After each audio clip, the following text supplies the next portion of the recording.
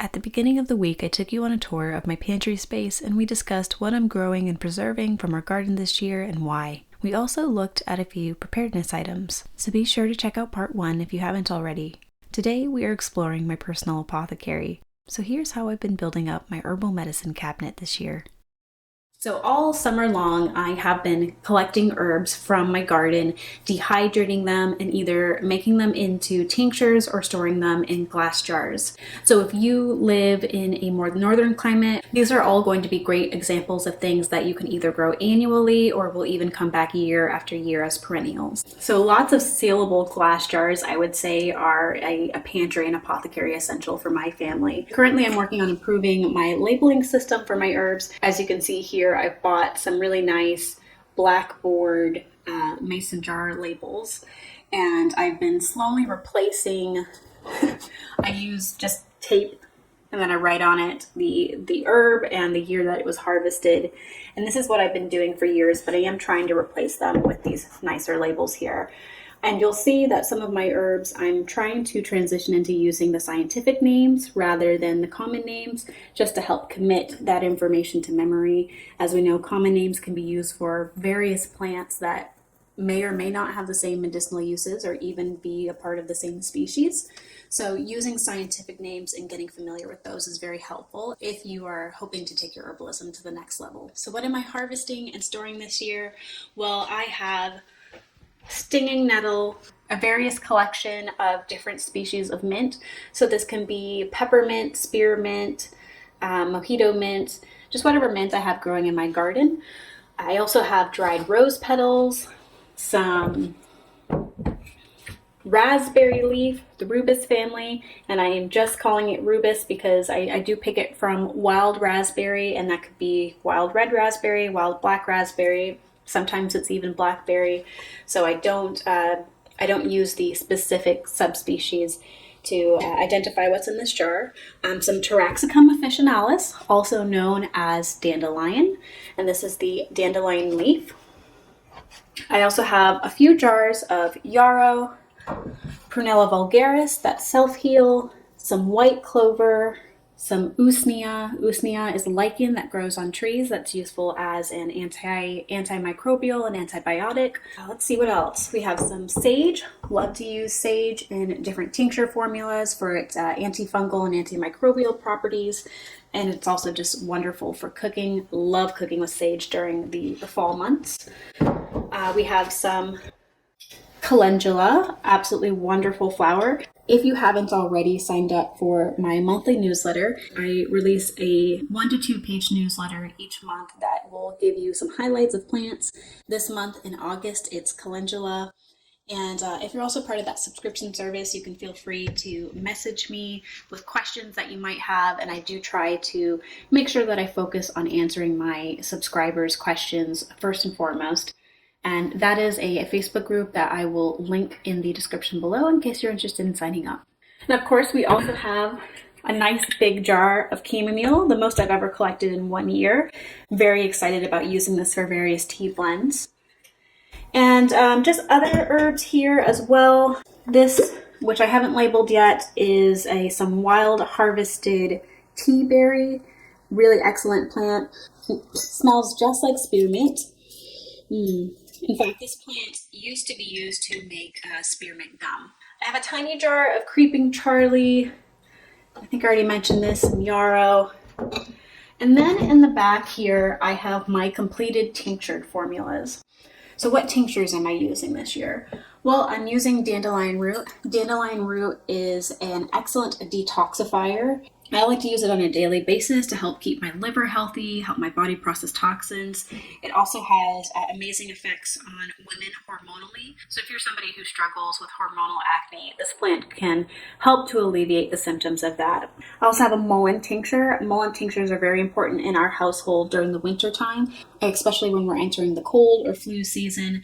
This tincture is going to help the body to produce mucus any congestion that might be stuck in the lungs or in the throats or sinuses. This is a very helpful formula for my family. I also have violet leaf tincture. Violet leaf is a new one that I'm experimenting with. Violet leaf contains salicylic acid, which is useful for acne. You've probably heard of acne products containing salicylic acid. Salicylic acid is also useful for treating pain. So this is something that I formulated to use for headache relief. Now, violet leaf is also a cooling, moistening plant. So if you add this plant either as a tincture or as leaves to your tea, it's going to help soothe the mucous membranes of your body. Something I think that would go really well with mullein. Some Hypericum perforatum, that's your St. John's wort. This is a mood enhancing herb that has many other uses that I will eventually talk about in a future video. And then I do have some specific formulas. I have an antiviral tincture that's made of lemon balm, self-heal, sage, and thyme. All of these plants have wonderful antiviral properties. This is a formula that I like to use, especially for my husband when he gets sick. The last one I have here is a ground ivy tincture, Glaucoma heteracea. Ground ivy is another antiviral, but it's also specifically useful for treating congestion in the lymphatic system, especially in the neck and in your sinuses in your head. So this is something I like to keep on hand for anything that's allergy or tinnitus related. This is something I have used a little bit, but I'm still experimenting with to see how well it works for my family and our needs. Now down here is where I keep stuff that's in the works. So these are tinctures that still have the plant matter in them that are still processing. I guess not just tinctures. I also have glycerins, some oils, and some tinctures that have been sitting there for a while that I really need to get into bottles. So what's going on down here? Well, I have a glycerin infused with chamomile, St. John's wort, calendula, and self-heal. This is going to be a topical product that is applied to the skin to help with various ailments. I have some more St. John's wort tincture in progress here. That plant that has that lovely red color from the hypericin. This is a St. John's wort grapeseed oil infusion, and this is also something that can be used topically on the skin. Most of what I do with oil infusions is topical application. You can potentially cook with some of these oils if you're using, say, olive oil, but for the most part, when I make oil infusions, I usually only like to use it for skin products. And then this one here is a vinegar infusion of St. John's wort.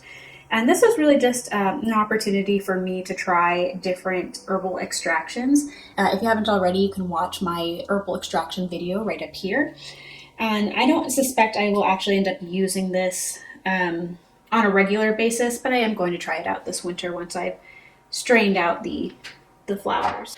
And then back here, I'm not going to pull them out, but I have some lemon balm tincture, some stinging nettle tincture, and I think and then in the very, very back, I also have a wild lettuce tincture. Wild lettuce is a great plant for treating pain. I'll try not to hit my head on this.